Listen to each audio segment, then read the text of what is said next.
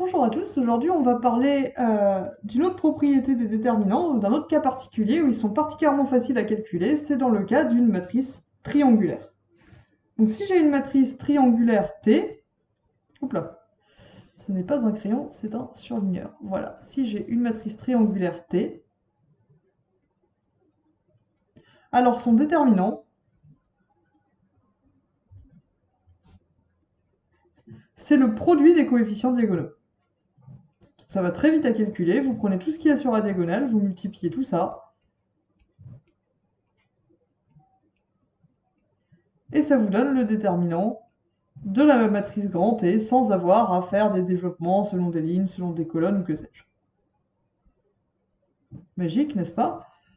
Si seulement toutes les matrices étaient triangulaires. Et donc comme je vous ai dit, on a un peu parlé dans la partie sur les représentations matricielles, je vous ai parlé de base où la matrice serait plus ou moins sympathique, et je vous avais laissé entendre que les matrices diagonales, les matrices triangulaires étaient considérées comme des matrices particulièrement sympathiques. Ça c'est une des raisons, c'est parce que leur déterminant est tout simple à calculer, et donc toutes les propriétés qu'on peut déduire du déterminant tombent gratuitement quand on a réussi à écrire notre endomorphisme sous la forme d'une matrice triangulaire ou encore mieux diagonale. Parce qu'évidemment, ce qui s'applique aux matrices triangulaires s'applique en particulier aux matrices diagonales.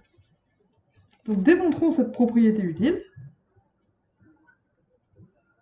Pour me simplifier la vie, je vais supposer que T est triangulaire supérieur.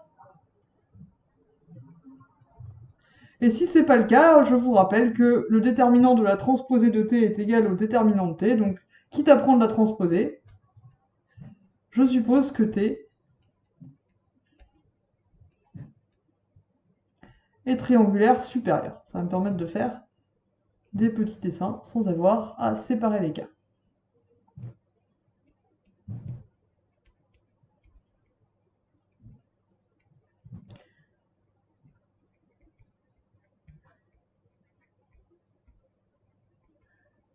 Du coup, T, elle a cette tête-là. Elle est de la forme, donc on a T11 tout en haut, en dessous une colonne de 0. Ici, on a un coefficient T12 quelconque, on a T22, une colonne de 0, et ainsi de suite, jusqu'à Tnn, au-dessus duquel on a des coefficients quelconques. Donc notre matrice, toute cette partie-là est remplie de 0. J'ai la diagonale, et au-dessus de la diagonale, j'ai d'autres coefficients.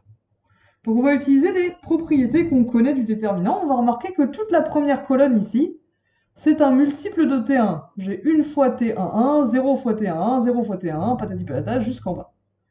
Donc toute ma première colonne, c'est un multiple de T11, et on a vu que dans ce cas-là, on peut mettre T11 en facteur du déterminant. Donc on peut sortir T11, et ça nous arrange parce que nous, à la fin, on veut sortir un par un tous les TI. Et du coup, si on fait ça, qu'est-ce qui reste?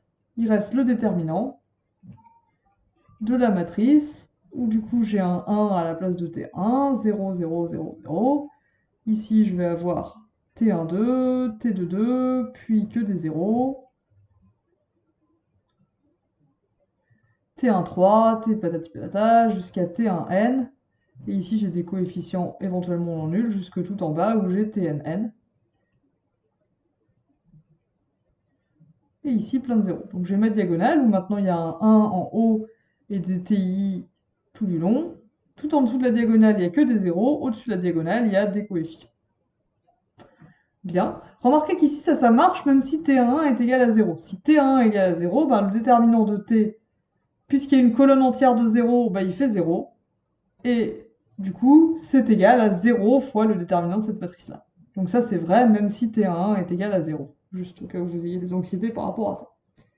Et maintenant que j'ai un 1 en haut, je vais m'en servir pour éliminer tous les autres coefficients de la première ligne.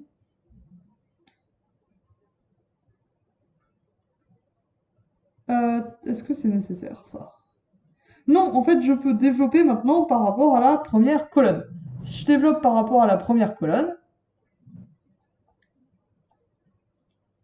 qu'est-ce que ça fait? Je vais prendre le premier coefficient sur la première colonne, fois moins 1 puissance 1 plus 1, le coefficient de signe, fois le déterminant de la matrice obtenue en supprimant la première ligne et la première colonne dans cette matrice.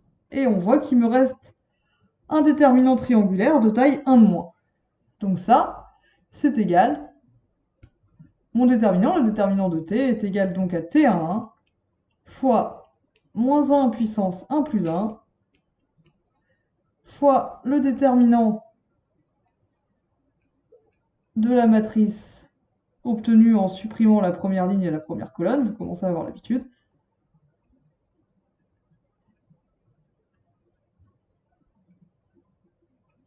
Et ici, j'ai éventuellement des coefficients au-dessus. Et tous les autres éléments du développement vont me donner 0, puisque ici, sur cette colonne, il n'y a que des 0. Donc vous commencez à avoir l'habitude, quand on a réussi à faire une ligne ou une colonne où il y a un coefficient non nul et tous les autres sont nuls, le déterminant se ramène au calcul du déterminant de la matrice 1 de taille 1 de moins, obtenu en supprimant la ligne et la colonne où se trouve le coefficient qui n'était pas nul. Et du coup, ce que je vois ici, c'est que je vais pouvoir refaire la même opération. Je vais pouvoir considérer que la première colonne est un multiple de t de 2, sortir t de 2,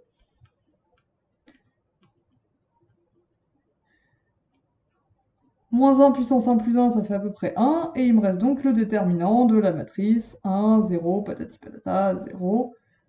Ici, j'ai un coefficient, ici, j'ai t33, jusqu'à tnn.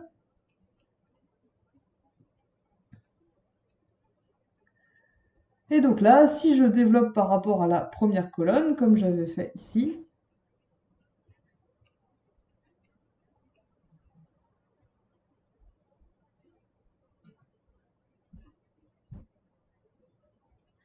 j'obtiens T1, T12 fois moins 1 puissance 1 plus 1, T1, T22, pardon, fois moins 1 puissance 1 plus 1, fois 1, le coefficient qui est sur la première colonne, fois le déterminant de la matrice T33, patati patata, jusqu'à Tnn en diagonale, 0 ici, et des coefficients qui ne m'intéressent pas là.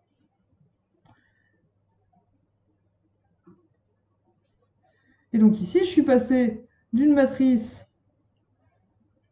de taille n à une matrice de taille n-1 à une matrice de taille n-2.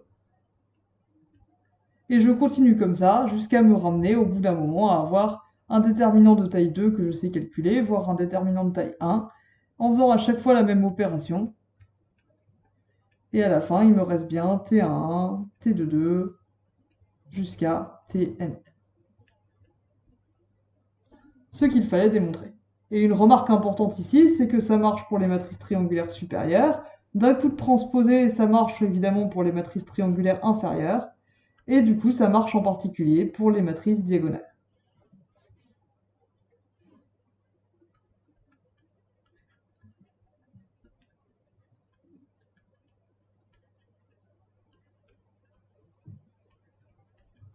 Donc ici,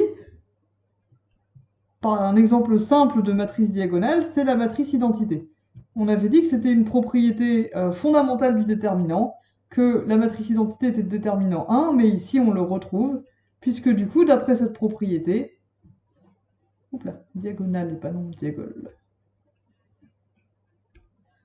Pardon, je vais parler d'un truc en même temps que j'en écris un autre, donc forcément ça fonctionne pas. Ok, donc si on applique ça à une matrice diagonale particulièrement simple, par exemple la matrice identité, qui a que des 1 sur la diagonale, on voit que cette matrice, du coup, on retrouve plutôt que cette matrice a pour déterminant 1 fois 1 fois 1 fois 1 n fois, donc ça fait 1. La matrice moins identité, du coup, nous donne un déterminant de moins 1 fois moins 1 fois moins 1 fois moins 1, donc moins 1 puissance n. Donc là, ça va dépendre de la taille de la matrice. Si la matrice est de taille paire, par exemple une matrice de taille 2, si on considère la matrice moins I2, elle va avoir un déterminant de moins 1 puissance 2, c'est-à-dire 1. Et si la taille de la matrice est impaire, on obtient moins 1 à une puissance impaire qui nous fait moins 1. Et de manière générale, le déterminant de lambda identité, c'est lambda puissance n. On verra des applications de ces histoires de déterminants de matrice diagonale dans le prochain épisode. Merci de votre attention.